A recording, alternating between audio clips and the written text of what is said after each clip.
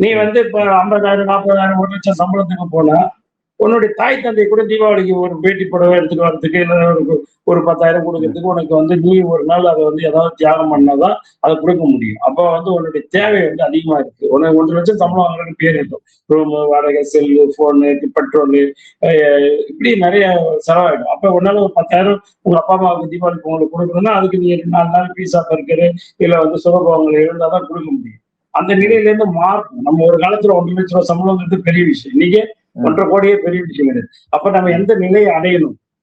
அப்ப நம்ம இதுதான் நான் வந்து சிவநாடாருடைய பொண்ணை மேற்கோள் காட்டும். ஒரு நாளைக்கு ஃபார் டேக்கு வந்து 4,50 கோடி ரூபாய் வேர்ல்டு வைட்ல வந்து அதிக டொனேஷன் கொடுக்குற சக்தி வாய்ந்த பெண் லிஸ்ட்ல முதல் பெண்ணா இருக்கலாம். இன்னைக்கு 7 கோடி ரூபாய் அது உருவாயிருக்கு. கல்விக்கு, மருத்துவமனைக்கு, எஜுகேஷனுக்கு, இன்ஃப்ராஸ்ட்ரக்சர் டெவலப்மெண்ட்டுக்கு, இது பேரிடர் காலங்கள்ல இப்படி எல்லாவற்றுக்கும் அந்த பொண்ணு இவ்வளவு நிதி கொடுக்குறாங்கன்னா கோடி கோடியா சம்பாதிக்கிறாங்க. மிகப்பெரிய நிறுவனம் குறுகிய காலத்துல ஒரு 40 ஆண்டு கால வரலாற்றிலே இவ்வளவு பெரிய இலக்கை எட்டியிருக்காங்க. அப்ப வந்து ஏன் உங்களால முடியாது அப்படின்னு சொல்லி எங்க மாணவ செல்வங்களை நாங்க என்கரேஜ் பண்ணி அதெல்லாம் பேரண்ட்டுக்கு போய் ரீச் ஆகுங்க. அப்ப நம்ம வந்து இதெல்லாம் இப்படி பேசுறாங்க, இப்படி வெறித்தனமா எங்க சார் அதை சொன்னாரு, இதை சொன்னாரு, அப்படி பேசினாரு, இப்படி பேசுறாரு, அதான் அவனுக்கு சொன்னாரு, இதான் அவனுக்கு சொன்னாரு அப்படின்னு சொல்லி அந்த ஸ்டூடெண்ட் போய் சொல்றாங்க. அவங்களுடைய பேரண்டோடைய அத்தனை இதையும் நாங்க தூக்கி சுமக்கிறோம். அது கவர்மெண்ட் ஸ்கூல்ல இருக்கட்டும், பிரைவேட் ஸ்கூல். இன்னும் இப்ப வந்து ஃபேஸ் 1 இந்தியா அப்படின்னு சொல்லிட்டு மேகலிங்கம் அவர் வந்து ஒரு ஒரு இது அது வந்து நம்ம மைல்சா மேனேஜ் தான் அதுக்கு வந்து அட்வைசர், ஆலோசகர். ராஜன் பிஜிபி director general of intelligence bureau ஐபியினுடைய இதா இருந்தவர், பல நாடுகளுக்கு தூதரா இருந்தவர். அவர் தான் அதுக்கு மென்டர், அவங்க தான் அந்த சொல்லியிருக்காங்க. அவங்கள கூட்டு வந்து வச்சு ஆனந்தகுமார் மேகலிங்க கூட்டு வந்து வச்சு நான் வந்து ஸ்கூல் ஸ்டூடெண்ட்டுக்கு அதுக்கு வந்து நம்ம எங்க தலைவருடைய ஒப்புதலோட அவருடைய ஸ்பான்சர் கிட்டத்தட்ட அதுக்கு 1 கோடி ரூபாய் ஸ்பான்சர் கொடுக்கணும். 30 லட்சம் ரூபாய் கொடுத்துதான் அதுக்கு வந்து எங்க ஸ்டூடெண்ட்டுக்கு வந்து ஒரு ஸ்டூடெண்ட்டுக்கு 20,000 ரூபாய் ஃப்ரீயா நாங்க செலவு பண்ணி அந்த 11th 9th படிக்கிற மாணவர்கள், ஜெனரல் பப்ளிக் படிக்கிற மாணவர்கள் அலோவ் பண்ண மாட்டாங்க பிரைவேட் ஸ்கூல், கவர்மெண்ட் ஸ்கூல்லையே. அப்ப அந்த மாணவர்களுக்கு வந்து நாங்க வந்து இந்த ஃபேஸ் சம்பந்தமான டெக்னாலஜி அவங்களுக்கு சொல்லிக் கொடுக்குறோம். அவங்க சேட்டலைட் எப்படி ராக்கெட் லான்ச் பண்றது, எப்படி வந்து நம்ம போர் விமானங்கள் தயாரிக்கிறது, எப்படி விமானம் தயாரிக்கிறது, இப்படிங்கிறத வந்து நாங்க 3 கட்ட பயிற்சியை வந்து படிக்கிற காலத்திலேயே அவங்களுக்கு கொடுக்குறோம். ஏரோநாட்டிக்கல் சம்பந்தமான, ஃபேஸ் சம்பந்தமான, இயற்கை பேரிடர் சம்பந்தமா முன்கூட்டியே எப்படி அறிஞ்சிக்கிறது, இப்படி பல விதமான விஞ்ஞான உலகத்தோட போட்டியில சொல்றோம் கிராமப்புற மாணவ செல்வங்களை. அப்ப புதிய புதிய படிப்புகளை கண்டுபிடிக்கணும், புதிய புதிய யுக்திகளை வகுக்கணும், இன்னைக்கு இருக்கிற டெக்னாலஜி யூட்டிலைஸ் பண்ணணும் அப்படி நாங்க சொல்றோம். இதுக்காக நாங்க செலவு பண்றோம், இதுக்காக நாங்க எடுக்கிற ரிஸ்க் மிகப்பெரிய ஆளுமைகளை கொண்டு வந்து ராஜன் டிடிபியை கொண்டு வந்து நாங்க உங்களுக்கு வந்து மோட்டிவேஷன் கிளாஸ் எடுக்கிறோம். இந்திய அளவுல இருக்கக்கூடிய மிகப்பெரிய ஆளுமைகள், உலக அளவுல புகழ்பெற்ற ஆளுமைகளை கொண்டு வந்து நாங்க அவங்களுக்கு மோட்டிவேஷன். அண்ணா யூனிவர்சிட்டி வைஸ் சான்சலர் மலவர் சாமி கூட்டு வந்திருக்கேன். அதுக்கு முன்னாடி இந்த ஒரு 4-5 வைஸ் சான்சலர் கூட்டு வந்திருக்கேன். ஐஏஎஸ் ஆபீசர் டிக்டேஷன் வரக்கூடியவங்க, இந்த கோயில் குளங்களுக்கு வரக்கூடியவங்க, அவங்க சொந்த வேலைகளுக்காக தமிழ்நாட்டுக்கு வரக்கூடியவங்க, கல்யாண நேரத்துக்கு வரவங்க, அவங்கள பிடிச்சி பாண்டிச்சேரி பக்கம் எங்கேயா தங்கிருக்காங்களோ அவங்களை கொண்டு வந்து ஒரு நாள் வாங்க சார், நெய்வேலிக்காக சரி தோரத்துக்கு அவங்க நடத்துவோம் அப்படின்னு கூப்பிட்டு வந்து எங்க ஸ்கூல்ல வந்து அவங்களை மோட்டிவேஷன் பண்ண சொல்லணும், அவங்க கிளாஸ் எடுக்க சொல்லணும். இப்படி சகல துறை சார்ந்தவர்களையும் கொண்டு வந்து அந்த கிராமப்புற மாணவர்களுக்கு ஒரு மோட்டிவேஷன் உருவாக்கணும். அதனாலதான் இவ்வளவு அச்சீவ்மெண்ட் வந்து தொடர்ச்சியா எங்க பசங்க வந்து எந்த மாவட்டத்திலும் இல்லாத அச்சீவ்மெண்ட் வந்து யூபிஎஸ்ல அடிக்கிறாங்க, டிஎன்பிஎஸ்ல அடிக்கிறாங்க. ரொம்ப சிறப்பு. இப்போ இந்த தொகுதியில நீங்க வேட்பாளரா நிக்கிறீங்க. நீங்க வந்து வெற்றி பெற்றாச்சுன்னு சொன்னா உங்களுடைய அடுத்த இலக்கு என்ன? எந்த மாதிரியான திட்டங்களை வந்து இந்த தொகுதிக்கு செய்ய போறீங்க அப்படிங்கிற வாக்குறுதிகளை நீங்க மக்களுக்கு கொடுத்துருக்கீங்க? எங்களுடைய நெய்வேலி நிர்வாகத்தால் பாதிக்கப்படுகின்ற இந்த மக்கள், அவங்களுடைய நெய்வேலி நிர்வாகத்தால் சுரண்டப்படுகின்ற நீர்வளங்கள், இதை நம்பி இருக்கக்கூடிய விவசாய குடிமக்கள், அந்த மக்களுடைய வாழ்வாதாரத்தை பாதுகாப்பதற்கு முற்றும் முழுவதுமாக நெய்வேலி நிர்வாகத்தினுடைய சிஎஸ்ஆர் ஃபண்ட் இதை சுற்று வட்டாரத்தில் இருக்கக்கூடிய 30 கிலோமீட்டர் சரௌண்டிங்ஸ்குள்ள மக்களுடைய வாழ்வாதாரத்துக்கு தான் பயன்படுத்தப்பட வேண்டும். இதை வந்து என்எல்சி நிர்வாகம் வந்து பிற மாநிலங்களுக்கு கொண்டு போய் செலவு பண்றாங்க. அரசியல்வாதிகளுக்கு, பொலிட்டீஷியனுக்கு, அவங்களுக்கு தேவைக்கு அந்த சிஎஸ்ஆர் ஃபண்ட் வந்து அவங்க கொண்டு போய் வட மாநிலங்களில் செலவு பண்றாங்க. இங்க நிலத்தடி நீர் உறிஞ்சப்பட்டதுனால விவசாயம் பொய்த்து போய் இங்க வானமரத்து பூமியாகி இவங்க வருட கிடக்குறான். இங்க கடல் நீர் உள்ள போகுது, எல்லா தண்ணியும் வந்து உப்பு தண்ணியா மாறிட்டு இருக்கு. தண்ணியை உறிஞ்சு உறிஞ்சு தண்ணி என்ன பண்ணும், ஆற்று வழியா வந்து தண்ணி வந்து நிலத்தடி நீர்ல வந்து உப்பு தண்ணியா மாறிட்டு இருக்கு. இவ்வளவு ஒரு மோசமான சூழ்நிலை இருக்கும்போது இந்த மக்களுடைய கல்விக்கும் இவர்களுடைய சுகாதாரத்துக்கும், ஏன்னா இந்த தண்ணியை, அந்த கண்டக தண்ணியை குடிக்கிறதுல கிட்னி ஃபெயிலியர் வருது, கேன்சர் வருது. அதே மாதிரி புகை வந்து அந்த நெய்வேலி சாம்பலும் கரியும் சேர்ந்த காற்றை தான் சுவாசிக்கிறோம். நெய்வேலி சுற்றுவட்டாரத்துல ஒரு 10 கிலோமீட்டர் சரௌண்டிங்ஸ் இருக்கக்கூடிய மக்கள் சுவாசி, உங்களுக்கு எல்லாருக்குமே பாத்தீங்கன்னா உங்களுக்கு நுரையீரல் சம்பந்தமான நோய் இருக்கும், கிட்னி ஃபெயிலியர் இருக்கும். இது வந்து இந்த மக்களுடைய இது. ஆனா இந்த மக்களுக்கு ஒரு சின்ன மருத்துவ பேராசிட்டமால் மாத்திரை கூட நெய்வேலி நிர்வாகம் கொடுக்க மாட்டாங்க. மிகப்பெரிய மருத்துவமனை வச்சிருக்காங்க நெய்வேலி நிர்வாகம். அதை இழுத்து க்ளோஸ் பண்ணிட்டு இவன் ரெஃபர் கொடுக்குறான். ராமச்சந்திராவுக்கும் அப்போலோவுக்கும் அங்க இருக்கிற எம்ஜிஎம் ஹாஸ்பிட்டலுக்கு ரெஃபர், அவங்களுடைய எம்ப்ளாயிஸ்க்கு ரெஃபர் கொடுக்கும். அப்பதான் 60% கமிஷன் அடிக்கிறோம் ஆபீசர்ஸ். ஒரு ஆண்டு கொடுக்கக்கூடிய ரெஃபரன்ஸ் பில்லுல ஒரு மெடிக்கல் காலேஜ், ஒரு ரிசர்ச் இன்ஸ்டிடியூஷன், ஜிப்பருக்கு நிகரான ஒரு இன்ஸ்டிடியூஷனை இங்க மெயின்டைன் பண்ணலாம். அவ்வளவு இன்ஃப்ராஸ்ட்ரக்சர் வச்சிருக்காங்க, அவ்வளவு பெரிய கட்டிடங்கள் இருக்கு, அவ்வளவு பெரிய மருத்துவமனைகள் இருக்கு, உபகரணங்கள் இருக்கு. அதை எல்லாத்தையும் பயன்படுத்தாம இவன் கமிஷனுக்கு ஆசைப்பட்டு இவன் வந்து கொண்டு போய் அங்க வந்து சென்னைக்கோ வெளி மாநிலங்களுக்கு ரெஃபர் பண்ணி அவங்க எம்ப்ளாயிஸ்க்கு வந்து வருடத்துக்கு 100 கோடி பில்லு கொடுத்தோம். நாங்க என்ன சொல்றோம், நாங்க கடந்த காலங்களில் கூட நாங்க ஒரு ப்ராஜெக்ட் ரிப்போர்ட் கொடுத்துருக்கோம். இந்த வெல்ஃபேர் நிதி எடுத்து, இந்த சிஎஸ்ஆர் ஃபண்ட் எடுத்து இங்க வந்து இவ்வளவு பெரிய மருத்துவமனை இருக்கு, அதை ஓபியா வச்சுக்கிட்டு இங்க ஒரு மெடிக்கல் காலேஜ் நடத்தலாம். சென்ட்ரல் கவர்மெண்ட் ஏன் மாதிரி ஒரு மெடிக்கல் காலேஜ், ஜிம்மருக்கு நிகரான ஒரு மெடிக்கல் காலேஜ் நடத்தலாம். சுற்றுவட்டார பகுதி மக்களுடைய வாழ்வாதாரம் பாதுகாக்கப்படும், சுகாதாரம் பாதுகாக்கப்படும். அவங்க எம்ப்ளாய்க்கு வந்து ஃப்ரீ மெடிசன் எடுத்துக்கலாம். கான்ட்ராக்ட் ஒப்பந்த தொழிலாளர்கள் இருக்காங்க, சொசைட்டில வேலை செய்யற தொழிலாளர்கள் இருக்கிறாங்க. இப்படி இருக்கக்கூடிய இந்த தொழிலாளர்களுக்கு எந்த மெடிக்கல் இதுவும் பண்றது கிடையாது. அவங்களுக்குள்ள ஒப்பந்த தொழிலாளருக்கோ இல்ல சொசைட்டில வேலை செய்யற தொழிலாளருக்கோ அந்த எந்த மெடிக்கல் ப்ரிவிலேஜ் எதுவுமே கிடையாது. இதெல்லாம் நாங்க பப்ளிக்கும் வந்து ஒரு 100 கிராமங்கள் பயன்படும். இதெல்லாம் சொன்ன போஸ்ட்மார்ட்டம் வந்து அங்க என்எல்சியில ஏதாவது ஆக்சிடென்ட் செத்துட்டாங்க, என்எல்சி எம்ப்ளாயி செத்துட்டாங்கன்னா பக்கத்துல இருக்கிற ஜிஹெச்சுக்கு தான் தூக்கிட்டு போகணும் போஸ்ட்மார்ட்டம் பண்றதுக்கு. அந்த அவ்வளவு பெரிய மருத்துவமனை இன்ஃப்ராஸ்ட்ரக்சர் வச்சுக்கிட்டு அங்க காவேரி ஹாஸ்பிட்டல் பிரான்சஸ் உள்ளே கொடுத்துருக்கான், இவனே லீஸ் கொடுத்துருக்கான், பிரைவேட் கொடுக்கலாம். ஏன் அதை பர்மனன்ட் டாக்டர் போட்டு எல்எல்சி நிர்வாகம் இவ்வளவு லாபம் ஈட்டுக்கிட்ட ஒரு நவரத்னா விருது பெற்ற ஒரு நிறுவனம் ஏன் வந்து இந்த மருத்துவ இதெல்லாம் ஒரு பப்ளிக் வெல்ஃபேர் சார்ந்த விஷயம் தானே. ஒரு பொதுத்துறை நிறுவனம் பப்ளிக் உதவணுமா வாழாமா?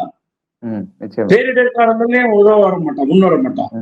சும்மா பேருக்கு சிஎஸ்ஆர் ஃபண்ட் எடுத்துட்டு எங்கேயாவது சும்மா இது பண்ணிட்டு அது மோர் கொடுத்தா, பால் கொடுத்தா, தயிர் கொடுத்தா ஏமாதிரி கணக்கு காட்டுவாங்க. வேற எந்த விதமும் எந்த விஷயமும் செய்ய மாட்டாங்க. ஒரு எஜுகேஷன் அகாடமிக் ஸ்டார்ட் பண்ணலாம். ஒரு பெரிய டிஎன்பிஎஸ்சி குரூப் 1, யூபிஎஸ்சி இலவச பயிற்சி முகாம் நடத்தலாம், நீட்டுக்கு கோச்சிங் சென்டர் நடத்தலாம். என்எல்சியில எல்லா ஃபெசிலிட்டிஸும் இருக்கு. என்எல்சியோடைய ஸ்கூல் தான் ஒரு காலத்துல வந்து தமிழகத்தினுடைய எஜுகேஷன்ல மிகப்பெரிய ஒரு ஸ்கூலுக்காகவே மக்கள் படையெடுத்து வருவாங்க. இங்க வந்து தமிழகத்தின் பிற மாவட்டங்கள்ல இருந்து ஸ்கூல் கேட்க வந்து இன்னைக்கு ஒண்ணுமே தரப்பட்ட ஒரு ஸ்கூல். எல்லாம் கஞ்சி அடிக்கிற பசங்க, எல்லாம் கண்டுபாடுகள், அதை எல்லா ஸ்கூலையும் க்ளோஸ் பண்ணிட்டாங்க. அவ்வளவு ஆயிரக்கணக்கான மாணவர்கள் படித்த நெய்வேலி பள்ளிகள் அனைத்தும் இழுத்து மூடப்பட்டு விட்டது. இன்னைக்கு எல்லாத்துக்கும் வந்து கேந்திர வித்யாலயா, மகரிஷி இப்படி இவங்களுக்கு லீஸ் கொடுக்குறாங்க. அது பள்ளிக்கூடத்தை அது ஆட்சியாளர்கள் ஆளுகின்ற கட்சிக்காரர்களுக்கு ஒரு பெரிய ஒரு 10 ஏக்கர் நிலமும் பில்டிங்கு இன்ஃப்ராஸ்ட்ரக்சரோடு அவங்களுக்கு ஃப்ரீயா வந்து 99 இயர்ஸ்க்கு லீஸ் கொடுத்துருவாங்க. அது இந்த ஆளுகின்ற கட்சியா இருந்தா அந்த கட்சியா இருக்கிற கட்சிகளுக்கு தான் கிடைக்கும், எல்லாருக்கும் கிடைக்காது. அப்ப அவங்க ஸ்கூல் நடத்திக்கலாம். அப்ப வந்து அவங்க அவங்களுக்கு வீடு, ஸ்கூல் அலாட்மெண்ட் எல்லாமே வந்து என்ன செஞ்சு அவங்க இப்படி கேள்வி கேட்பாங்க. அப்புறம் நிறைய விஷயங்கள் இருக்கு. அப்ப மக்களுக்காக போராடுகின்றவர்களைத்தான் மக்கள் அங்க அங்கீகரிப்பாங்க. அதை தாண்டி இவங்க மக்களை வந்து ஏமாத்தலாம்னு நினைக்கிறாங்க. எல்லா எப்பயும் வந்து பணம் பாதாள வரைக்கும் பாய்கிறாங்கல்ல, அதை வந்து இவங்க தண்ணீரா செலவு பண்றாங்க, வாரி இறைக்கிறாங்க, ஓட்டுக்கு விலை நிர்ணயிக்கிறாங்க, எல்லையற்ற ரூபாய்களை வந்து மக்களுக்கு கொடுத்துட்டு இருக்காங்க, கொடுக்க முன் வராங்க. அதை கொஞ்சம் எளிய மக்கள், வறுமையில் இருக்கிற மக்கள், தன்னுடைய ஒரு நாள் செலவுக்காக ஆகாது அப்படின்னு பழகினப்பட்ட மக்கள் இவங்களுக்கு வாக்களித்துட்டு இருக்காங்க. இதுதான் அங்க நிகழ்வு, நெய்வேலியுடைய நிகழ்வு. ஆனால் இவர்கள் என்னைக்கே அந்த மக்களுக்கான போராளிகள் கிடையாது, மக்களுக்கான போராட்ட களங்களை சந்தித்தவர்கள் கிடையாது, மக்களுக்கான உரிமைகளை வென்றெடுத்தவர்கள் இல்லை, இந்த தொழிலாளர்களுடைய உரிமைகள் சார்ந்து பேசுறது கிடையாது. எவ்வளவு போராட்டம் நடக்கும். அரசுக்கும் அந்த நிர்வாகத்துக்கும் மக்களுக்கு அந்த தொழிலாளர்களுக்கான போராட்டம் எஸ்ட்ரீமா போகும். ஆனா அந்த ஆளுகின்ற கட்சி அந்த கட்சிகள் வந்து வாய் திறக்கவே மாட்டாங்க. கம்யூனிஸ்ட் கட்சிக்காரங்க ஜீவா புத்த தொழிற்சங்கம், இந்த கம்யூனிஸ்ட் கட்சிக்காரங்க இந்த மாதிரி யாராவது பேசுவாங்க, பாட்டாளி மக்கள் கட்சி பேசுவாங்க, விடுதலை சிறுத்தைகள் பேசுவாங்க, சின்ன சின்ன அமைப்புகள் தான் பேசுவாங்க. ஆனா பெரிய அங்கீகரிக்கப்பட்ட தொழிற்சங்கம் இருக்கக்கூடிய எந்த தொழிற்சங்கமும் பேசவே மாட்டாங்க. அவங்களுக்கு என்ன லாபம்? வாய் திறக்கிறது இல்லை. திறக்கிறது இல்லை. இதுதான் நிர்வாகத்தினுடைய.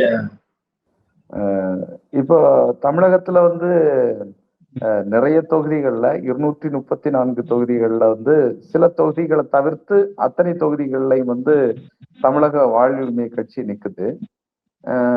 நீங்க பல்வேறு திட்டங்களை வந்து செயல்படுத்தணும் அப்படிங்கிற ஒரு கனவோட இருக்கீங்க. நீங்க ஒரு வலிமையாக பல தொகுதிகள்ல நீங்க வெற்றி பெற்றாதானே சட்டமன்றத்துக்குள்ளால போய் உங்களுடைய கோரிக்கைகளை நிறைவேற்றி நீங்க நினைக்கக்கூடியதை சாதிக்க முடியும். அதற்கான வாய்ப்பு இருக்கிறதா உண்மையிலே?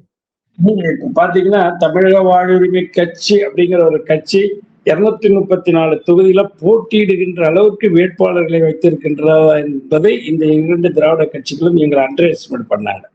உளவுத்துறையே எங்களை கணிக்க முடியல. நாங்க வந்து கூட்டணி இறுதி செய்கின்ற வரை, கடந்த காலங்களிலும் அம்மையார் இப்படித்தான் எங்களை பழி வாங்கினாங்க. இறுதி செய்கின்ற வரைக்கும் உங்களுக்கு தொகுதி அந்த தொகுதி இந்த தொகுதின்னு சொல்லிட்டு அவங்க இறுதி செய்யும் போது எங்களுக்கு தொகுதியை சரியா நாங்க கேட்ட தொகுதியை முடிக்காம பிரச்சாரத்தை ஸ்டார்ட் பண்ணிட்டாங்க. நாங்க வெளியில வந்துட்டோம்.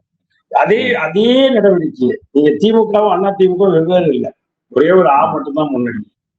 இரண்டும் ஊழல் கரை பிடித்தது, இரண்டும் இந்த மக்களை சுரண்டியது, இரண்டும் சினிமாவில் இருந்து வந்தது, இரண்டும் இந்த சினிமா என்கிற பிம்பத்தை காட்டி இந்த மண்ணை ஆண்டு கொண்டிருக்கின்ற கட்சிகள், இந்த மக்களை ஏமாற்றிக் கொண்டிருக்கின்ற கட்சிகள், இந்த மக்களுடைய வாழ்வாதாரத்தை படிப்படியாக எல்லாவற்றையும் உரிமைகளையும் அடகு வைத்த கட்சிகள் சொல்லலாம். ஏதோ ஒரு சில விஷயங்களை வந்து இந்த திராவிட இயக்கம் வந்து செஞ்சிருக்குன்னு சொல்றோம். அதுவே ஆனா அந்த 2 கட்சிகளுடன் தானே தமிழக வாழ்வுரிமை கட்சி வந்து மாறி மாறி கூட்டணி வைத்திருக்கிறது. இல்ல நாங்க வந்து நீங்க வந்து எங்களுக்கு வந்து தமிழருடைய உரிமை சார்ந்த விஷயங்கள்ல எங்களுக்கு நாங்க சின்ன இயக்கம். தமிழர்கள் உரிமை சார்ந்த விஷயங்கள்ல சில காம்ப்ரமைஸ் வந்து நாங்க பண்ணிக்கிட்டு இவங்களோட வந்து கூட்டணியில் இருந்தது உண்மை. அதுல வந்து நாங்க எங்களுடைய தனித்துவத்தை நாங்க என்னைக்கு விட்டு கொடுத்தது கிடையாது. தமிழருடைய உரிமை சார்ந்த சட்டமன்றத்துல எங்களுடைய நடவடிக்கைகள் வந்து இன்னும் நாங்க ஜாலரா அடிக்க போனோம், பெஞ்சு தடவை போனோம், அது தட்டலன்னு தானே பிரச்சனையே. அப்பாவுக்கு எங்களுக்கு என்ன சொன்ன, அப்பாவை இன்னைக்கு மக்களால் விரட்டி அடிக்கப்பட்டதா இல்ல, தொகுதி உள்ளாரே போக முடியல. அவர் அங்க என்ன சட்டமன்ற வேலை பார்த்துட்டு இருந்தாரு, வாத்தியார் வேலை பார்த்துட்டு இருந்தாரா இல்லையா? நீங்க மக்களால் புறக்கணிக்கப்பட்டு எந்த ஊர்லயும் உள்ள நுழைய விடல. செய்தியில ஊடகத்துல தானே, சமூக ஊடகத்துல தானே பாக்குறோம். அப்பாவை எந்த ஊர்லயும் உள்ள நுழைய விடல. சுயேட்சை நின்று ஜெயிச்சவர் தானே. அவர் செல்வாக்கு எங்க போச்சு? அப்பாவை நான் குறைத்து மதிப்பிடவில்லை. சுயேட்சை நின்று தமிழகத்துல ஜெயிச்ச ஒரு கேண்டிடேட் அப்பாவு. ஆனா அவருடைய நிலைமை இன்னைக்கு என்ன, ஊர் உள்ளாரே விடல. மக்களால் இன்னைக்கு வந்து புறக்கணிக்கப்பட்ட ஒரு வேட்பாளர், புறக்கணிக்கப்பட்ட ஒரு சபாநாயகரா இருக்கிறாரு. கடந்த கால அரசியல் வரலாற்றில் சபாநாயகர்களுடைய நிலைமை அத்தனை பேரும் அந்த சபாநாயகர்ல 1-2 பேர் தவிர்த்து சபாநாயகர்கள் சீட்டை சேடப்படியா இருக்கட்டும், இல்ல உங்களுக்கு யாருக்கா இருந்தாலும் அந்த சீட்ல இருக்கக்கூடிய அந்த தகுதியோட இருந்தவர்களுக்கு மட்டும்தான் அந்த சமூகத்தில் அந்தஸ்து மரியாதை. பிடிஆர் அவரை தவிர்த்து மிகப்பெரிய சபாநாயகர் இருக்கையில் உட்கார்ந்த யாருக்கும் மக்கள்கிட்ட எந்த செல்வாக்கும் கிடையாது. அவருக்கு மட்டும்தான் மரியாதை இருந்தது. அவர் திராவிட முன்னேற்ற கழகத்தை அவருக்கு வக்காலத்து வாங்கி பேசணும் எனக்கு என்ன இருக்கு சொல்லுங்க. அவருக்கு எப்படி சமூகத்துக்கு எப்படி ஒரு மரியாதை? அதே சேடப்பட்டி முத்தையாவுக்கோ காளிமுத்துக்கோ இல்ல வந்து இவருக்கு பேர்ந்த சபாநாயகருக்கு இவங்களுக்கெல்லாம் ஒண்ணும் கிடையாது. இந்த சபாநாயகருங்கிற இருக்கையில உட்காரும் போது அது நடுநிலையோட இருக்கணும். அந்த அவையை எப்படி நடத்தணுங்கிறது இருக்கு. அதுதானே அந்த அவை, அதுக்குதானே வெள்ளக்காரன் அந்த காலத்துல அவ்வளவு பெரிய இருக்கையை செஞ்சு கொண்டு போயிருக்கான். உனக்கு கம்பீரத்தை மெயின்டைன் பண்ணணும்னு அந்த நிலை இல்ல. எங்களை எவ்வளவு தூரம் அந்த சபையை அவமானப்படுத்தியது மக்களுக்கான பிரச்சனை. நாங்க என்ன கான்ட்ராக்ட் கேட்ட பிரச்சனை பண்ணோம். எனக்கு 1000 கோடி 2000 கோடி டெண்டரை கேட்டோம். மணல் கோரியை நடத்துறோம்னு சொன்னோம், கிரேனைட் கோரியை நடத்துறோம்னு சொன்னோம், மலையை எங்களுக்கு கூறுபட்டு கொடுன்னு சொன்னோம். இல்ல பார் எங்களுக்கு இந்த தமிழ்நாடு முழுக்க பார் நடத்துறதுக்கு லைசன்ஸ் கேட்டோமா? மக்களுடைய பிரச்சனைகளை ஒரு சமூக நீதியின் பிறப்பிடம் சொல்லுகின்ற மாநிலம், ஒரு சமூக நீதி குறித்து ஒரு பெரிய நீண்ட நெடிய ஒரு சிக்கல் இருந்துகிட்டே இருக்கு. அதுக்காக ஒரு சமூகம் போராடிக்கிட்டே இருக்கு. அந்த சமூகத்தை பிற சமூகங்களுக்கு எதிராக ட்விஸ்ட் பண்ணி விடுறீங்க. அப்ப அதுக்கான ஒரு தீர்வு வரணும் இல்ல. ஒரு வன்னியர்களுக்கு இடஒதுக்கீடு கொடுத்தேன்னு வந்து ஒரு எடப்பாடி பழனிசாமி ஒரு நாடகத்தை அரங்கேற்றுறாரு. அது அரசியல் ஆதாயம் பெறுவதற்காக அன்புமணி வந்து அதை பெரிய டிராமா பண்றாரு. அந்த டிராமா வெளிச்சம் வந்து ஒரு ஒரு ஒரு ஒரு டிக்ளேர் பண்றதுக்கு, தேர்தல் அறிவிப்பதற்கு ஒரு சில நிமிடங்களுக்கு முன்னாடி அதை அறிவிக்கிறாங்க. அதனால தென் மாவட்டங்கள்ல மிகப்பெரிய பிரச்சனைகள் வருது. சொந்த தமிழ் சாதிக்குள்ளார ஏகப்பட்ட முரண்பாடுகள் வருது. நேற்று வரை ஒற்றுமையா இருந்த அந்த சமூகத்துக்குள்ளார பிளவுகள் ஏற்படுது, மன கஷ்டங்கள், ஒரு அறிக்கைகள் வருது. நிறைய சமூகம் வன்னியர்களை டார்கெட் பண்றாங்க. நிறைய பல பேர் வந்து வன்னியர்கள் கடுமையான எதிர்ப்புகளை தெரிவிக்கிறாங்க. அப்ப அந்த நிலைக்கு இந்த வன்னியர் சமூகத்தை தள்ளியது யாரு? இந்த எடப்பாடி பழனிசாமி தானே. தன்னுடைய லாபம் எடப்பாடியில இவர் போனி ஆகணுங்கிறதுக்காக எடப்பாடியில பட்டாளி மக்கள் கட்சியோ வன்னியர் சமூக மக்கள் அடர்த்தியா வாழ்றாங்க. அவங்க வார்டு மெம்பர் கூட இவரால ஜெயிக்க முடியாது. அந்த மக்களுடைய தேவை இல்லாம தன்னை நிலைநிறுத்திக் கொள்வதற்காக அங்க ஒரு பெரிய டிராமாவை பண்ணி தான் ஜெயிக்கணும் அப்படிங்கிறதுக்காக இன்னைக்கு கூட பாருங்க, பட்டாளி மக்கள் கட்சி 15 சீட்டு யார் கொடுத்தாரு? எடப்பாடியில இவர் போனி ஆகணும், வட தமிழ்நாட்டுல இவர் போனி ஆகணும். அதுக்காக தான் அவர் வந்து அந்த இயக்கம் 2ஆ பிளவுபட்டு பல்வேறுபட்ட சூழல் இருக்கும்போது இவருக்கு ஒரு பெரிய சீட்டு, ராஜ்யசபா சீட்டு எல்லாம் கொடுத்தாங்க. அவர் தன்னை பாதுகாத்துக்கிறதுக்காக, தான் கரையேறணுங்கிறதுக்காக தான். அப்ப அந்த நிலை வந்து ஒரு சமூக நீதியின் பிறப்பிடமா இருக்கக்கூடிய ஒரு சமூக நீதிக்கு இதை வந்து முதல்ல குரல் உயர்த்திய ஒரு சமூகம் இந்த தமிழகத்தினுடைய அரசியல் ஒரு கட்சிகள் 5 ஆண்டு காலமா கேட்கிறோம், போராடுறோம். சரி, ஒரு ஒரு சமூகத்துக்கு இடஒதுக்கீடு தரவானாம். சாதிவாரி கணக்கெடுப்பு நடத்தி எல்லா சமூகத்துக்கும் ஒரு பிரதிநிதித்துவத்தை கொடுன்னு தானே சொல்றோம். அதுல என்ன உங்களுக்கு மற்ற மாநிலங்கள்ல நடத்துறாங்க, நீ ஏன் மறைக்கிற? அதை ஏன் ஏமாத்துற? ஏன் சீட்டிங் பண்ற? ஏன் மக்களை வந்து பொய்யான ஒரு காரணங்களை சொல்லி இந்த மக்களை திசை திருப்ப பாக்குற? சுப்ரீம் கோர்ட் ஒரு ஸ்ட்ராட்டஜிகள் இருந்தா புடுன்னு சொல்றாங்க. இதெல்லாம் இந்த அரசை கேட்க கூடாதுங்கிறாங்க. அது எப்படி நாங்க கேட்காம இருக்க முடியும் சொல்லுங்க? நம்ம வந்து ஒரு குறிப்பிட்ட சாதிக்கான உரிமையை கேட்கல, அனைத்து சாதிகளுக்கான பிரதிநிதித்துவத்தை சாதிவாரி கணக்கெடுப்பு நடத்த சொல்றோம். அது எல்லா அரசியல் இயக்கங்களும் சொல்லக்கூடிய ஒரு விஷயம் தான். அப்புறம் தமிழர்கள் ஆட்சிங்கிறான். தமிழர்களுக்காக தமிழர்களால் ஆளப்படுகின்ற ஆட்சின்னு சொல்லுகின்ற நீங்கள் ஏன் வந்து தமிழர்களுடைய விடுதலை குறித்து நீங்க சிந்திக்க மாட்டீங்க?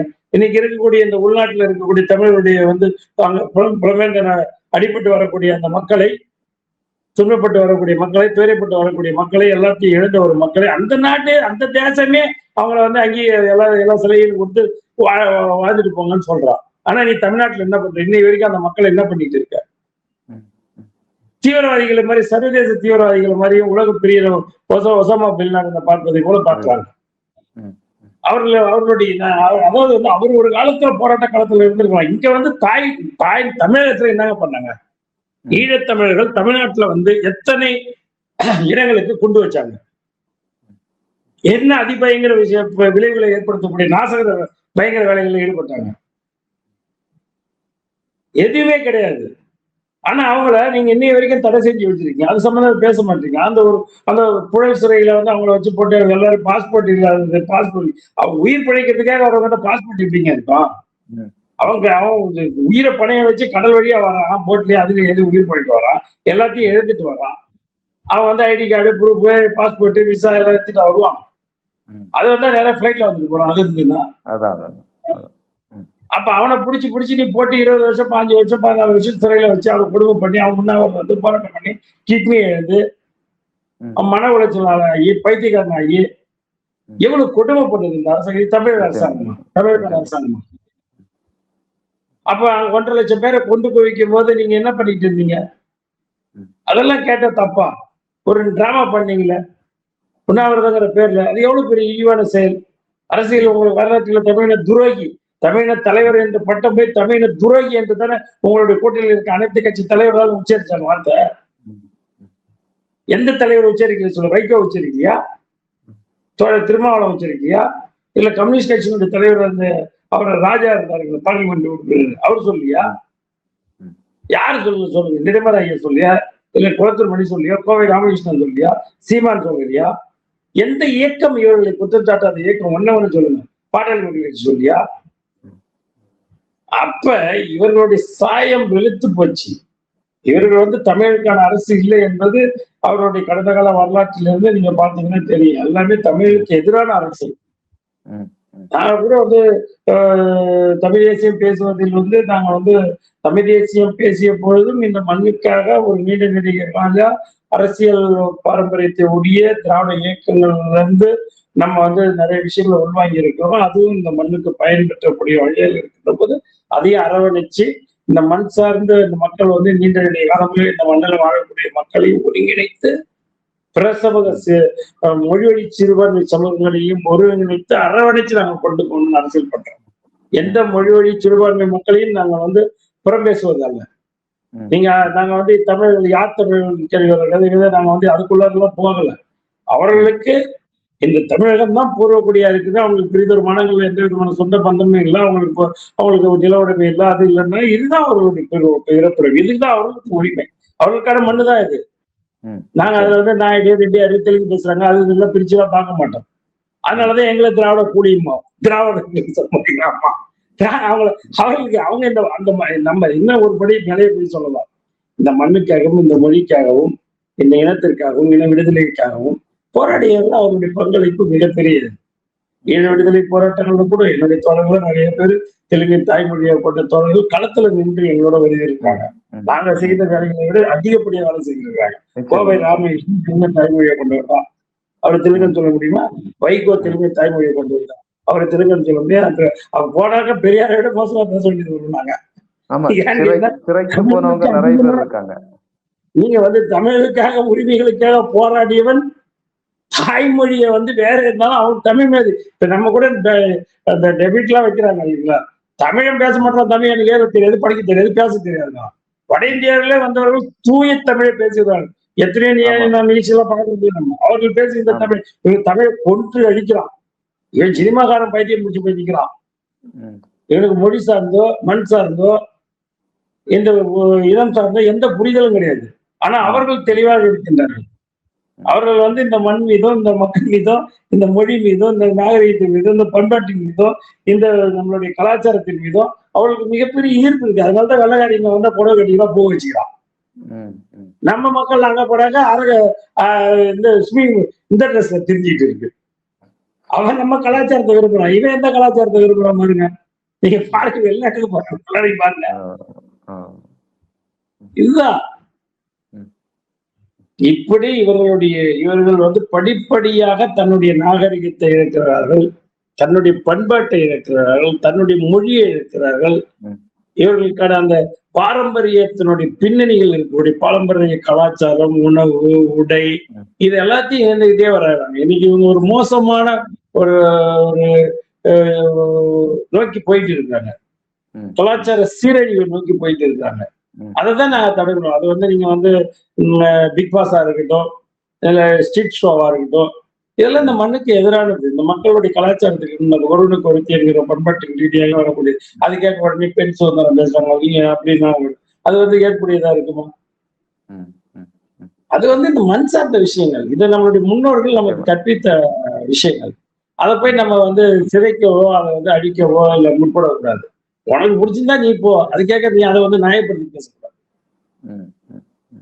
இதை வந்து பாதுகாக்கணுங்கிறது கேட்கவும், இதை வந்து அடுத்த தலைமுறைக்கு நடத்தணுங்கிறதுக்கும் இந்த இங்க இருக்கக்கூடிய இயற்கை கனிம வளங்களை கொள்ளையடிப்பதிலிருந்து, இங்க இருக்கக்கூடிய இயற்கையினுடைய சுற்றுச்சூழலை சிதைப்பதிலிருந்து, இங்க இருக்கக்கூடிய பன்னாட்டு நிறுவனங்கள், உலகத்தால் தடை செய்யப்பட்ட அனைத்து நிறுவனங்களையும் கொண்டு வந்து இந்த கடலூர் பகுதியில் நிறுவுவதிலிருந்து, டெல்டா மாவட்டம் என்று பேர் கடலூர் மாவட்டம், அந்த டெல்டாவில் கொண்டு வந்து நீங்க சாகர்மாலா, நீங்க வந்து மீத்தேன், ஹைட்ரோ கார்பன், நீங்க அணு உலை, இதெல்லாம் என்ன திட்டங்கள்? இது மக்களை பயன்பெற வைக்கும், மக்களை வாழ வைக்கிற திட்டங்களா இது? சொல்லுங்க. இந்த மண்ணை அழிக்கக்கூடிய திட்டங்கள், இயற்கையை அழிக்கக்கூடிய திட்டங்கள், இது எவ்வளவு பெரிய நாசகம். நானே சொல்லல, சயின்டிஸ்ட் சொல்றாங்க, சுற்றுச்சூழல் ஆர்வலர்கள் சொல்றாங்க, பூவுலக நண்பர்கள் சொல்றாங்க, இதுக்கே கடுமையா போராடக்கூடியவர்கள் சொல்றாங்க.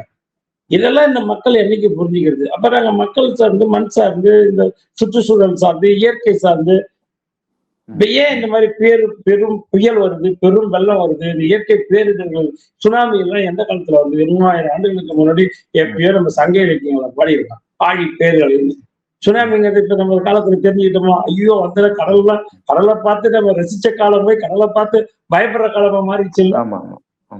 இன்னைக்கு அருவிகள் வந்து மலையிலேருந்து வர அருவிகளை பார்த்து நம்ம ஆனந்த கூத்தாடிய காலம் போய் எங்க அறிவு வருமோ, எங்க நிலச்சிதைவு ஏற்படுமோ, நிலநடுக்கம் ஏற்படுமோ, பூகம்பம் ஏற்படுமோ பயந்தாங்க வருது. இங்க வந்து பாருங்க மூணாறு எப்படி சிதைஞ்சு, கேரளா எப்படி அழிக்க இது பண்ணுச்சு, வயநாடு எப்படி இதெல்லாம் எதனால வருது? நீ நாசகார திட்டங்களை கொண்டு வந்து நீ இந்த மண்ணுல வந்து இருக்கக்கூடிய இயற்கை வளங்களை அழிப்பதால அதனுடைய மண்ணுடைய தன்மை இயற்கை அது வந்து இயற்கை ஒரு லெவலுக்கு மேல பொறுக்கல. இந்த மாதிரியான அடிவுகளை நம்மளுடைய முன்னோர்கள் கூட பார்த்தது இல்லையே. வரலாற்றுல கூட இப்படிப்பட்ட அடிவுகள் இருந்ததா ஒன்றும் பதிவு செய்யப்படவில்லையே. இதையெல்லாம் இதுக்கு எதிராக போராடுகின்ற ஒரு இயக்கம் தான், ஒரு அமைப்பு தான் தமிழக வாழ்வு கட்சி. அதைத்தான் நாங்க மக்களுக்காக முன்னெடுக்கிறோம். அதுல வந்து எங்களுக்காக எந்த லாபம் பார்த்து அரசியல் செய்வார்கள் அல்ல. மக்களுக்காக களத்துல நின்று முதல்ல எங்களை களப்போராளிகளை ஆக்கி கொண்டு எங்களை களத்துல பலி கொடுத்து மக்களை பாதுகாக்கிறவர். எங்களுடைய கடந்த கால வரலாறுலாம் பாத்தீங்கன்னா தமிழ் தேசியத்திற்காக பல வழக்குகளை சந்திச்சிருக்கேன். எங்களும் நிறைய நாட்டை ஆயுத போராட்டத்துக்கு கொண்டு போனாங்க வழக்கு இருக்கு. நாட்டை வந்து துண்டாடை சதி திட்டம் சொல்லிட்டு 120B சதி திட்டத்துல வழக்கு போட்டாங்க. அன்னைக்கு சந்துருதான் எங்களுக்கு வழக்கறிஞர் இருந்தாரு, பின்னணி நீதி அரசரா இருந்தாரு. இப்படி எல்லாம் வந்து கற்பூர சுந்தரபாண்டியன் ஒருத்தர், எங்களுடைய வழக்கறிஞர்கள்லாம் பிற்காலத்துல மிகப்பெரிய ஹைகோர்ட் நீதிபதிகளா பிற்காலத்துல வந்து பாலசுப்ரமணியன், என்னுடைய அந்த எக்ஸ்பிரஸ் ஆக்ட்ல வந்து என்ன பேர் இருந்து ஒரு பாலசுப்ரமணியன், அவர் ஹைகோர்ட் நீதிபதி, கற்பூர சுந்தரபாண்டியன் ஹைகோர்ட் நீதிபதி, சந்துரு ஹைகோர்ட் நீதிபதி, இப்படி ஒரு பெரிய பட்டியலே சொல்லிட்டு போல. எங்களுக்கு வழக்கு நடத்தணும் கூட இது ஹைகோர்ட் நீதிபதி ஆயிடுவாங்க. ஏன்னா அவங்களால மட்டும்தான் அந்த வழக்கை நடத்த முடியும். நிச்சயமா நிச்சயமா வழக்கறிஞரால நடத்த முடியாது. இப்படி நாங்கெல்லாம் வந்து அரச பயங்கரவாதத்துக்கு எதிராக இந்த மக்களை அணிதிருட்டி மக்களுக்காக சாதி ஒழிப்புக்காக, சாதி ஒழிப்பு வந்து இந்த மண்ணில முன்னெடுத்தது. நீங்க கடலூர் மாவட்டம் தான் சாதி ஒழிப்பு, இங்கதான் சாதி கலவரம் அதிகமா நடக்குது. இங்கதான் புலவர் தமிழகம் தோன்றிய மண், புலவர் கலியபெருமாள் தோன்றிய மண், அவர்கள் வாழ்ந்த மண், அவர்கள் வரலாறு படைத்த மண், இயக்கம் கட்டிய மண், நாடு கேட்ட மண், விடுதலை கேட்ட மண். இப்படி தமிழ் தேசியத்திற்காக, தமிழீழத்திற்காக தன்னுடைய உயிரை கொடையாக கொடுத்த மண். இப்படி எவ்வளவு வரலாற்று பெருமைக்குரிய மண். அவர்களுடைய அடியை தொட்டி நாங்கள் கொஞ்சம் கொஞ்சம் இப்படி ஜனநாயக பாதைக்கு வந்து, ஜனநாயக அரசியலுக்கு வந்து, தேர்தல் அரசியலுக்கு வந்து இன்னைக்கு கையேந்துகின்ற ஓட்டு பிச்சை எடுக்கிற அரசியல் வைக்கிறோம். இங்க எல்லாம் வியாபாரமா இருக்கு. நிச்சயமா நிச்சயமா அது மக்களுக்காகத்தான் உங்களுடைய பணிகள் நடைபெற்று கொண்டிருக்கிறது. ஒரு சந்தோஷம் கிடைச்சிருக்கு இந்த தேர்தல். இந்த அளவுக்கு மக்கள் வந்து எப்படி சொல்றது, நாங்களாம் இப்ப மக்கள் வந்து என்ன மக்கள் அப்படிங்கிற ஒரு விரக்தியில் இருந்த எங்களுக்கு இந்த தேர்தல் மாதிரி ஒரு உற்சாகத்தை உருவாக்கிட்டு, அதுல வந்து மாற்று கருத்து இல்லை. மிகப்பெரிய ஒரு எழுச்சியான வரவேற்பு. ஒரு அவங்க நாளைக்கு என்ன டிசைட் பண்ணாங்களோ அதெல்லாம் நாம சொல்ல முடியாது, இந்த 2 நாள் இல்ல. ஆனா இன்றைய களத்தில் நான் முன்னணியில் இருக்கின்றேன். இன்றைய நிலவரப்படி நான் வந்து மிகப்பெரிய மக்கள் செல்வாக்கு படைத்த ஒரு தலைவனாக வளம் வந்து கொண்டிருக்கிறேன். என் மண்ணில் என் மக்களின் இதயங்களில் சிம்மாசனமிட்டு அமர்ந்திருக்கின்றேன். அவர்களுடைய அந்த வரவேற்பு, அவர்களுடைய அந்த ஆனந்தம், அவர்களுடைய அந்த புன்னகை, அவர்களுடைய எப்படி நம்ம எத்தனை ஆண்டுகள் வேணாலும் இந்த மக்களை கேட்க சிறைக்கு போகலாம், வழக்குல சுமக்கலாம் அப்படிங்கிற ஒரு வேகத்தை எனக்கு கொடுத்திருக்கு. எளிய மக்களின் பிரதிநிதியா இருக்கின்ற என்னை இவ்வளவு பெரிய ஒரு வரவேற்பு கொடுக்கலங்கிறது எதிர்பார்க்க முடியாது. அதாவது சின்ன குழந்தைகள் இருந்து, படித்த கல்வியாளர்கள் இருந்து, என்னுடைய நாமினேஷன் தாக்கலுக்கு பெண்கள் மட்டும் கிட்டத்தட்ட 500 ஸ்கூட்டில வந்தாங்க. வரலாறே கிடையாது, எந்த ஒரு அரசியல் கட்சி தலைவனுக்கும் கிடையாது. 500 படித்த உயர் வர்க்கத்தை சார்ந்தவர்கள் அவர்களாக கடும் வெயிலில் கிலோமீட்டர் கணக்குல அணிவகுத்து எனக்கு வந்து என்ன அழைச்சிட்டு போனாங்க நாமினேஷன் தாக்கல் பண்ண. அதே மாதிரி பெண்கள் அதிகப்படியாக எனக்கு கேன்வஸ் பண்றாங்க, எல்லாம் படித்தவர்கள். அதாவது வந்து நான் வந்து சைதை துரைசாமி அண்ணாச்சி வந்து மேயருக்கு நின்னப்ப அவருக்கு வந்து ஒவ்வொரு பகுதிக்கும் ஏஜென்டா இருந்தவங்கலாம் வந்து UPS student, IAS, IPS, IFS, IRS இப்படி படித்தவர்கள், பட்டம் பெற்றவர்கள், பதவியில் இருக்கக்கூடியவர்கள், பதவி அலங்கரிக்க காத்திருந்தவர்கள் தான் அவருக்கு வந்து பூத் ஏஜென்ட். நம்ம எப்பயுமே வந்து தேர்தல் எல்லாம் யாரு வேலை செய்வாங்க, வட்டம், மாவட்டம், மாநிலன்ட்டு ஏதாவது அந்த பகுதியினுடைய ஒரு இவங்க இப்படிதான் அதாவது மக்களால் புறக்கணிக்கப்பட்டவர்கள் இந்த கரை வெட்டி கட்டிட்டு மக்கள் அடையாளம். ஆனா முதல் முறையா அதை உடை தெரிந்து எல்லாமே வந்து ஒரு ஸ்டேட்டஸ்ல இருக்கிறவங்க வந்து உட்காந்து ஒரு குரூப் 1 சர்வீஸ்ல இருக்கிறவங்க, குரூப் 2 சர்வீஸ்ல இருக்கிறவங்க அவருடைய மேயர் எலெக்ஷனை வந்து கட்டமைச்சு அது வந்து சென்னைங்கிறது வந்து திமுகவுடைய கோட்டையா இருந்த சென்னையை ஓட்டம் போட்டு அது மேயர் ஆனவர். அது வந்து ஒரு பெரிய விஷயம். அதெல்லாம் நாங்க பார்த்தோம். நமக்கு எனக்கு உண்மையிலேயே அது நம்ம இடஒதுக்கீடு ஒருத்தவங்க நம்ம திரும்பி பார்க்க மாட்டாங்க அப்படிங்கிறது. அதை நம்ம வந்து பலனை எதிர்பார்த்து அதை செய்யல. அவங்க கிட்ட இருந்து நம்ம எந்த விதமான படிச்சாங்கிறதுக்கான எவிடன்ஸ் கூட அட்டனன்ஸ் தான் இருக்கும். அதெல்லாம் அப்பப்பே நாங்க க்ளோஸ் பண்ணிடுவோம். அப்ப ஏதாவது அந்த ஃபங்க்ஷன் எடுத்த போட்டோ தான் இருக்கு, வேற எதுவும் எவிடன்ஸ் இருக்காது. பட் பேர் மட்டும் எங்க கிளாஸ் எடுத்தவங்க அவங்க ஸ்டூடெண்ட் சொல்லுவாங்க, இந்த பையன் நம்ம கிட்ட படிச்சோம், அந்த பையன் நம்ம கிட்ட படிச்சோம், அவன் அந்த பொண்ணு இங்க படிச்சாங்க, இந்த பொண்ணு இங்க படிச்சாங்க. அவங்களே வந்து ஒரு ஒரு காலகட்டத்தில் ஐயா மிஸ் சார் நான் நம்ம கிட்ட தான் படிச்சேன் அப்படின்னு சொல்லிப்பாங்க. எங்கிட்ட எந்த எவிடன்ஸும் நாங்க வச்சிருக்கோம். அப்படிப்பட்ட நிலை இருக்கும்போது ஆனா இன்னைக்கு களத்துக்கு போகும்போது அதுக்குரிய அந்த ஒரு வரவேற்பு மக்கள் மத்தியில, இளைஞர்கள் மத்தியில, இளம்பெண்கள் மத்தியில, குறிப்பா மாணவர்கள் மத்தியில நல்ல ஒரு வரவேற்பு இருக்கு. அதை நான் வந்து அனுபவிக்கிறேன், என்ஜாய் பண்றேன். உங்க தொகுதியில வந்து இப்போ அதிமுக, திமுக, இன்னும் வந்து அவர் உங்களுடைய பெரியவர் ராமதாஸ் அவர்களுடைய வேட்பாளரும் நிற்பாங்க. போட்டி கடுமையான போட்டி தான். அவரை வந்து எங்களுக்கு வேட்பாளர் போடல. ராமதாஸ் ஐயா என்னுடைய தொகுதியில் இல்ல, அவரு பெரும்பாலும் எங்க தொகுதியில வேட்பாளர் அவங்க சார்பா நிறுத்தல. அவரு வந்து முழுக்க என்னுடைய ஆதரவாளர் தான். நான் சில அரசியல் அப்படியே அவருடைய கடைசி நேரம் அவருக்கு உடம்பு சரியில்லை, இல்லைன்னா வந்து எனக்கு கேம்பெயின் பண்ண கூட வந்திருப்பாரு. நம்மளுடைய அன்பை பாசத்தையும் பெற்றவர் தான், அதுல வந்து மாற்று கருத்து இல்லை. நான் அவரு போய் பார்த்துட்டு எல்லாம் வந்தேன், வீட்டுக்கு எல்லாம் போய் பார்த்துட்டு வந்தேன். அவருக்கு உடல்நிலை சரியில்லாம நானும் வந்து தேர்தல் பிரச்சாரத்துல ரொம்ப தீவிரமா இருக்கிறதால போய் அவரை சந்திக்க முடியல. அவர் எனக்கு எதிராக எந்த வேட்பாளர்கள் இடத்துல திமுக நிற்கிறது, தமிழக வாழ்வுரிமை கட்சி இருக்கு களத்துல. மற்ற மாவட்டங்கள் இருப்பதை போன்று விஜய் ஒரு கணிசமான ஓட்டை விசில் வாங்கிச்சுன்னா என்னுடைய வெற்றி வந்து 100% தீர்மானிக்கப்பட்ட ஒன்று. அவங்க வந்து ஒரு 15,000-20,000 ஓட்டை வாங்கிட்டாங்கன்னா புள்ளியா நாம மாலை எல்லாம் போட்டு வரவேற்றவங்க. பெரிய மாலை, ரோஜாப்பூ மாலை. விஜயுடைய கேண்டிடேட்டுக்கு ஆனந்தன் பேர் அந்த தம்பிக்கு. அவரு நான் இங்க பாப்பா வாப்பான்னு கூட்ட உடனே அவர் பயந்துட்டாரு, இன்னமும் தர பண்ண போறோம் என்னமோ நினைச்சு எதிர்காலம் உடனே நம்ம வாப்பா அப்படின்னு சொல்லிட்டு அவருக்கு மாலை எல்லாம் போட்டு சால்வை பொன்னாடை எல்லாம் போத்தி நல்லா போய் எலெக்ஷன் நெய்வேலி நல்லா வேலை செய்ய அப்படின்னு சொல்லியாச்சு. நல்லா கேன்வாஸ் பண்ணி ஓட்ட பிரச்சனை 2 பேரும் வீட்டுக்கு விடுவாங்க, ஜெயிச்சிடும். இது இல்ல, இதே ஒரு அபூர்வமான காட்சியா இருக்கு. ஆமா, சமூக ஊடகத்துல எல்லாமே வந்திருக்கும், போட்டோ வீடியோஸ் தான் வந்திருக்கும். சரி சரி, நாங்க 2 பேரும் கட்டி பிடிச்சி ஒருத்தங்க வந்து 2 டிவி கேவும் எதிரும் புதிரும் இருக்கக்கூடிய டிவிக்கு 2 பேரும் களத்துல நின்று திராவிட கட்சியில ஒழிக்க வேண்டும் சொல்லி, நீ எப்படியாவது எப்போ போப்பா கொஞ்சம் நெய்வேலி பக்கம் போ, உனக்கு அங்கதான் ரசிகர்கள் இருக்காங்க, அந்த டவுன்ஷிப் ஒரு ஒட்டு அங்க போ அப்படின்னு. ரெண்டுமே டிவிக்கே. ஆமா, 2 டிவிக்கே.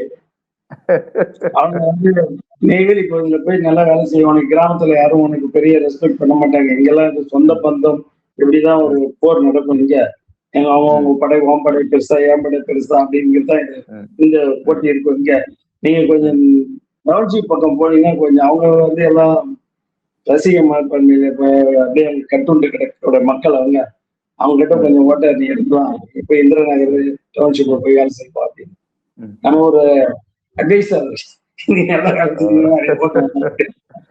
சரி சரி சரி, மகிழ்ச்சி. இன்னும் 2 நாட்கள் இருக்கிறது. தீவிரமான உங்களுடைய வேலை தொடரட்டும். உங்களுக்கு வெற்றி வந்து சாத்தியமாகட்டும். உங்களுக்கு வாழ்த்துக்களை தெரிவித்துக் கொள்கிறோம். தொடர்ந்து நம்ம சந்திப்போம். என்னுடைய நன்றி. நிச்சயம் உங்கள் வாக்கு பலிக்கட்டும். பார்ப்போம். மக்களுக்காக நிற்கிறோம், மக்கள் என்று உங்களை கைவிட மாட்டார்கள். நன்றி, வணக்கம். நன்றி நன்றி நன்றி.